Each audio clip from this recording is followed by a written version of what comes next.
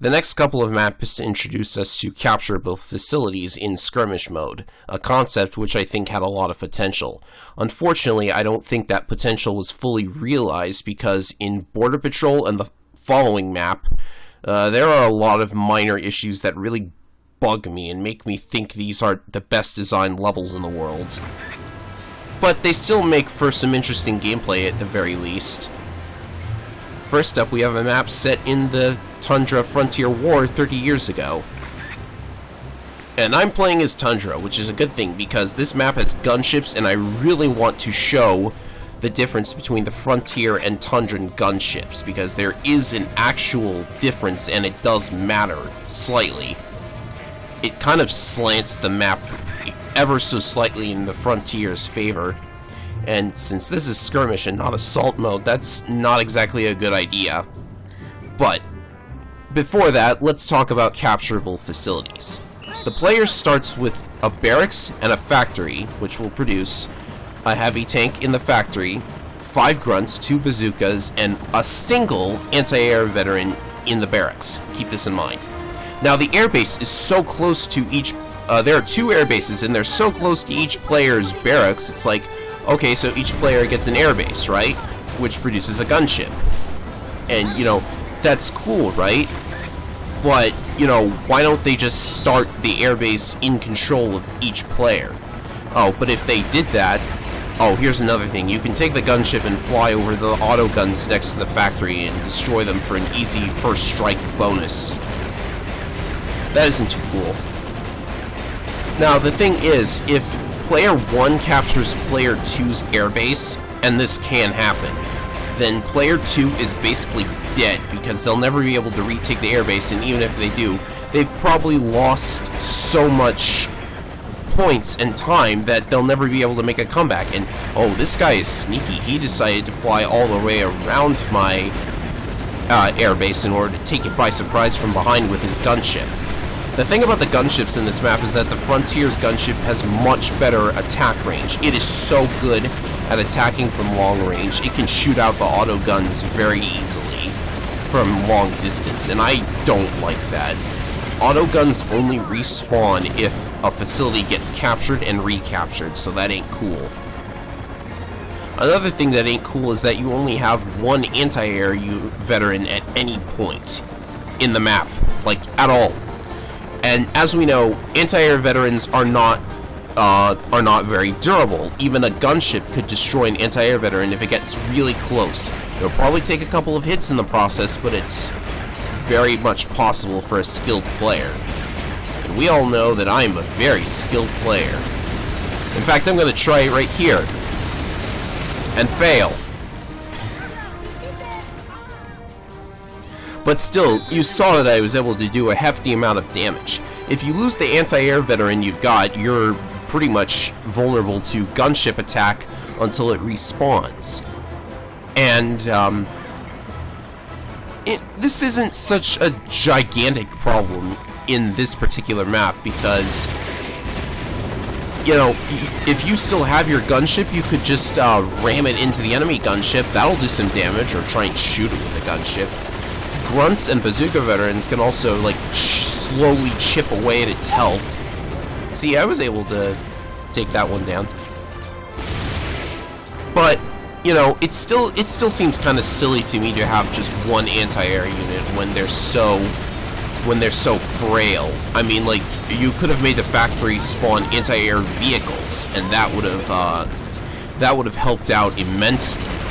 Because now you've got to be careful about the anti-air vehicle, and those are way more powerful than the anti-air veteran.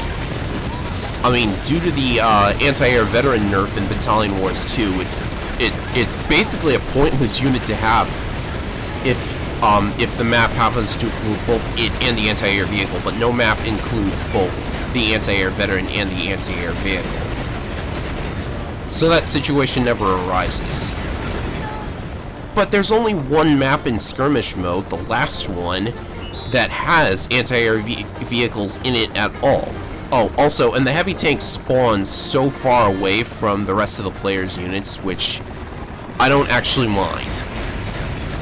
Because, you know, it's something that you have to be aware of. I think I think I kind of like this map because there's a lot to be aware of. Although, I'm not... If you order the heavy tank to guard the airbase, the gunship, a player-controlled gunship can actually bait its AI into moving away from the airbase. So, you know, it's just a lot of factors that you have to get used to by playing the map several times and learning how it works. And, you know, that sounds like a good thing, but I'm about game design like that. And as we'll see in the next map, it's a lot more problematic that you only have one anti-air veteran. All of the maps with anti-air units only give you one anti-air unit on each map.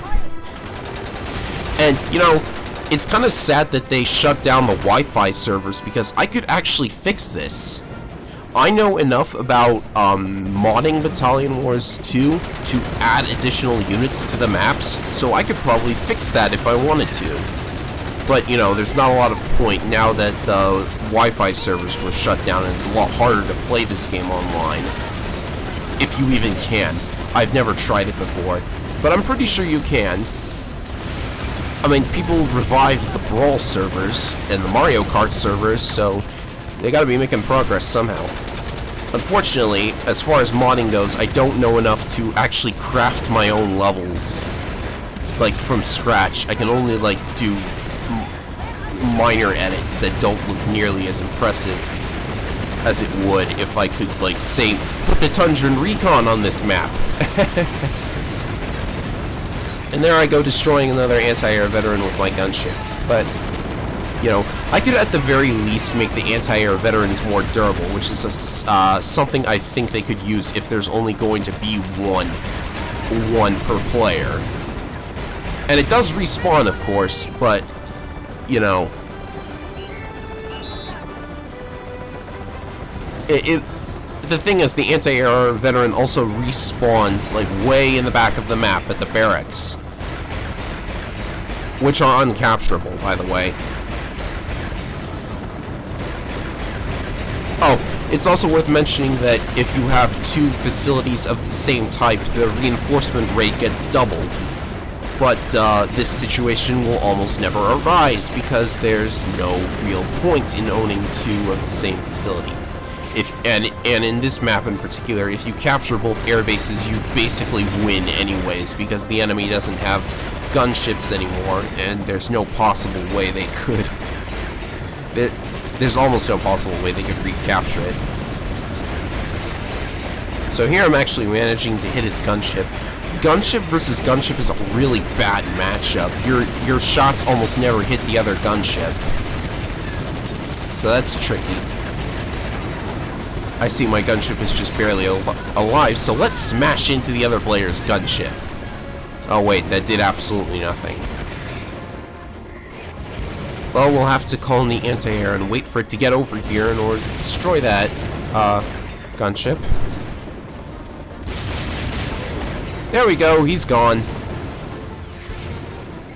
Although for some reason I didn't get the enemy player bonus. The game is really weird about awarding the enemy player bonus. Maybe the other player just swapped out of the gunship before it was destroyed, and you should do that if you're about to get destroyed. Just so you don't get the enemy, just so that the other player doesn't get the enemy player bonus. Anyhow, that map went, that game went really well for me in the end. Probably because I know the tricks, and according to the other player's score, he hasn't played even a single skirmish game, so that was a little unfair. Though it's not that bad of a map, in my opinion. It just has a few questionable things. I still enjoy that map.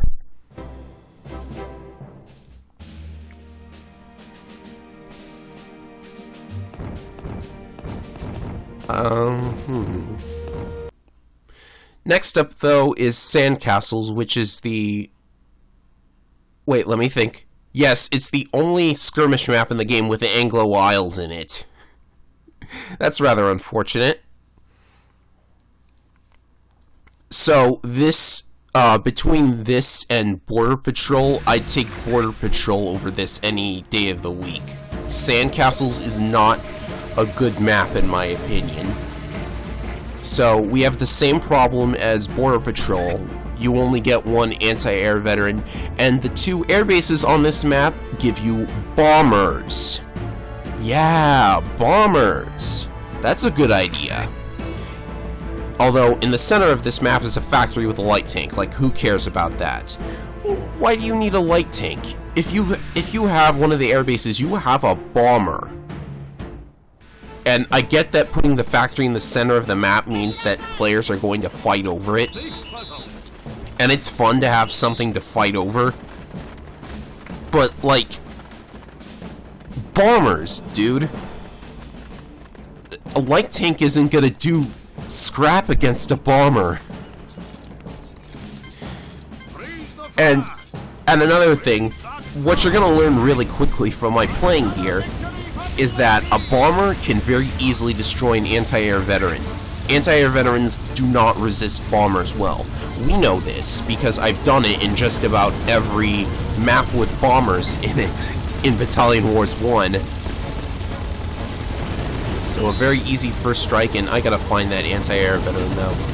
It's hard to find the anti-air veteran in the sea of units that you can see from your bomber at least, but it's still just such a powerhouse of a unit against the anti-air veteran. It's really not a good idea to have only one frail anti-air veteran in a map where the enemy, well, both players have bombers. See, that's another thing too. Both players can have bombers in this map, so you'd think it would be, you know, mostly a balanced idea, but I don't know. Why make your only defense against a bomber a single anti-air veteran? Okay, so you can, and I do it in this game here, you can, in fact, fly your bomber on top of the enemy's bomber and drop bombs on it, and that'll do damage. But that's really tricky to do, so it's still not the best plan. Now, my thinking is that if the factory had an anti-air vehicle in it instead of a light tank, there's no Anglo anti-air vehicle, so they couldn't do that without making an entire new model for the thing.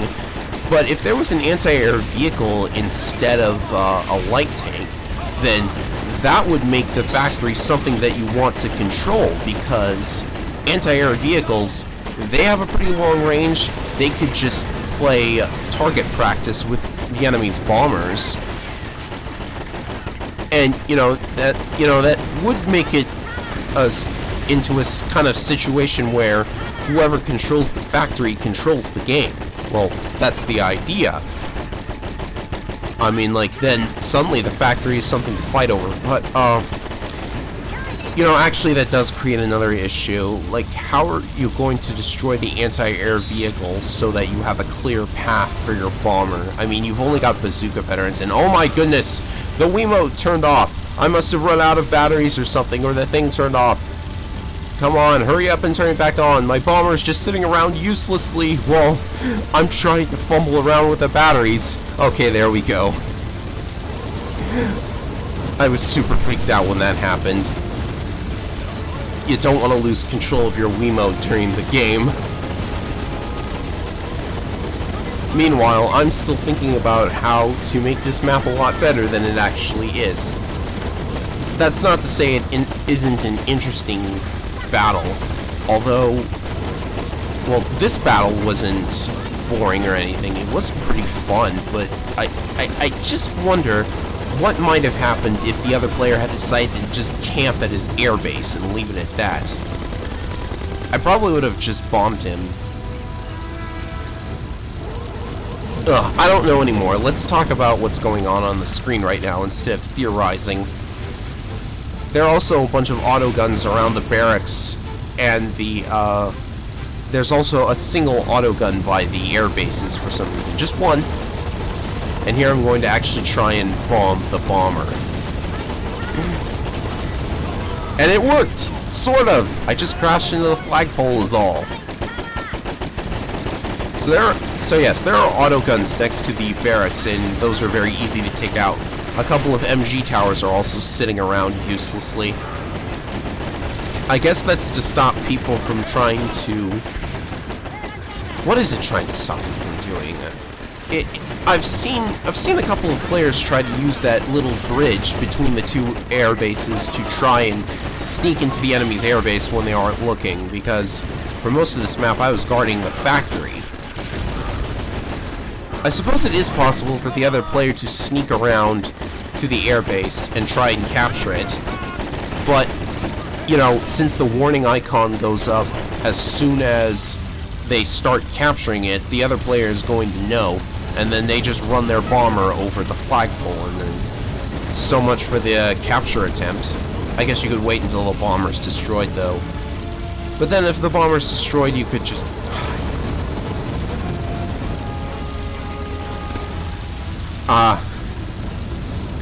I say we just play and forget about theorizing. Now, if you capture an enemy's facility, you get 100 points, which seems like a bit of salt for the wound there, because in addition to the 100 points, you've gotten control of an enemy's unit, the autoguns respawn, you just get so much for capturing an enemy's facility. It could probably happen on this map, because at the end of this match, the other player actually managed to steal the airbase from the factory from me. They managed to steal the factory. If they steal the airbase, then it's over. Forget about it. Rapidly respawning bombers. Yeah, that really should just be an instant victory condition, capturing the enemy's airbase, or even their barracks. Why aren't the barracks capturable? It doesn't really make much sense to not do that.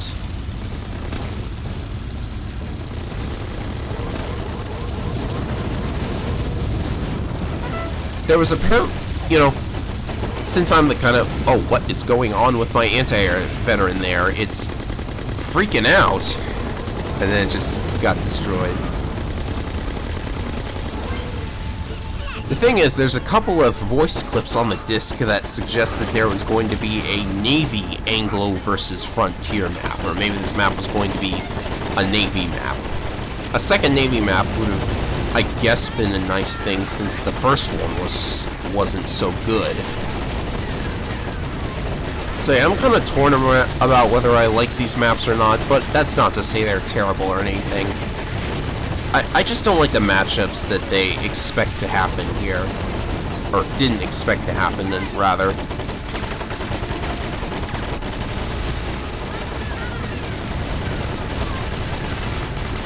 So 30 seconds left. It would have been hilarious if the other player had captured my factory and the point bonus had actually won the game for them. That doesn't happen, though. I'm too good for that.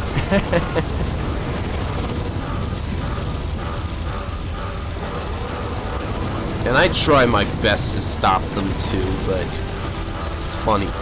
Maybe there should be a house rule. Whoever controls the factory at the end of the game is the ultimate winner. Like, forget what the points say.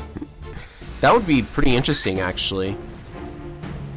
You know what? I'm gonna do that from now on when I play this map. As if I could play this map anymore because of the Wi-Fi shutdown.